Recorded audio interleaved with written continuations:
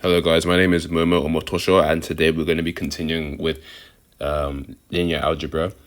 And I guess the topic for today will be intercepts. Intercepts. And in the context of algebra, we're going to be talking about x-intercepts and y-intercepts. So first of all, what is an intercept? Well, an intercept, I guess graphically, because we can look at it in two ways. First, let's look at it, what it means graphically. So imagine we have a graph and we got our line.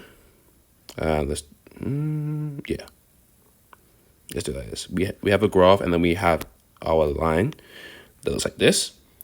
The intercepts are where the graph crosses each axis. So let me also label the axes. This is the x-axis and this is the y-axis. So the x-axis is where, the x-intercept is where the graph intercepts the y-axis. Intercepts the x-axis, and then the y-intercept is where the graph intercepts the y-axis, right here. So graphically, it makes sense, right? You can see clearly that this red graph crosses the x-axis right here, and it crosses the y-axis right here. So that is what a x and y intercept is. So let's put some values to it. 5, 4, 3, 2, 1, 0, 1, -2, -3, -4, -5, 1, 2, 3, 4, 5, and -1, -2, -3, -4. That's what I'm going to go through on that direction. So we have a graph with our values, and let's say we had a line that looked like, let's say we had a line that looked like this. It's a bit not very linear. Okay, that's a bit more linear. Let's say we had a graph that looked like this. So if we want to know what the x-intercept of this graph is, we just look along the x-axis and see where the line crosses it. And it seems that the line crosses the x-axis at 2. So that means we have an x-intercept of 2. Or we can write it like, let's write it properly in coordinate form. So we have an x value of 2 and a y value of 0. And it seems that this graph crosses the y-axis at -2. So that means it has a y-intercept of -2. So 0, -2. And as you can see, if we're talking about the x-intercept, we obviously have a value for our x, but for y, the value is 0. And actually all the time, the y part of your coordinate for an x-intercept will be 0, because another way to describe the x-intercept is the value of x when your equation has y equaling to 0. So for every x-intercept, y will equal to 0. Right here, you can see that on the y-axis, we are at 0 for our x-intercept. Here as well, for the x-intercept, we are at y equals 0. So the x-intercept is the value when y equals 0. And similarly, the y-intercept is the value of y when x equals 0. So that is, I guess, what x and y intercepts are.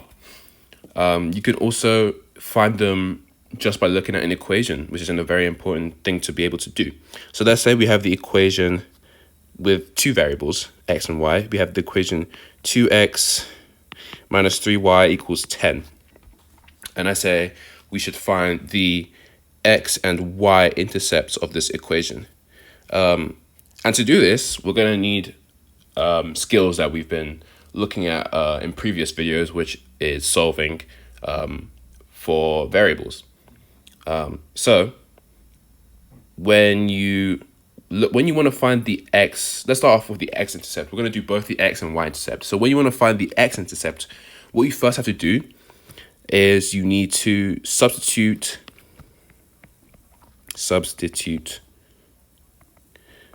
y for 0. So in our equation now, since we're going to substitute y for 0, we have 2x minus 3 times 0, because y now becomes 0. Y now became 0, equals 10. We know that 3 times 0 is equal to 0. So then we just have 2x minus 0, which is equal to 10. And now this looks very nice. It's very easy to know that to find x, you just need to divide both sides by 2. So then we have 2 divided by 2 equals 1. So we have 1 times x, which is just x, equals 10 divided by 2, which is 5. So that means we have an x-intercept of x equals 5. And as a point, that would be 5, 0, because the y value of x-intercepts are always 0. And again, we can do this for solving for the y-intercept. So just as how we substituted y for 0 to find the x-intercept, to find the y-intercept, we can substitute x for 0 to find the y-intercept. So then we write out the equation again. We have 2x minus 3y equals 10. And if we substitute x for 0 in this equation, we get 2 times 0, let me add a little space so it's not messy. 2 times 0 minus 3y equals 10. Right here, we substitute x for 0. We know 2 times 0 is 0. And then we have negative 3, y equals 10. And to get y by itself, we need to divide by negative 3 on both sides. So we have negative 3 divided by negative 3, which is 1 times y, just y. And we have 10 divided by negative 3, and that is a fraction. And yes, that means our y-intercept is negative 10 over 3, or as a coordinate pair or coordinate point, 0, negative 10 over 3. So that is intercepts, both the x-intercept and y-intercept, and that's how you find it and think about it in two different ways. First, thinking about it graphically, and then algebraically, and both go hand in hand. So I hope you guys found this video useful. I encourage you to look at my other videos, and thank you for watching.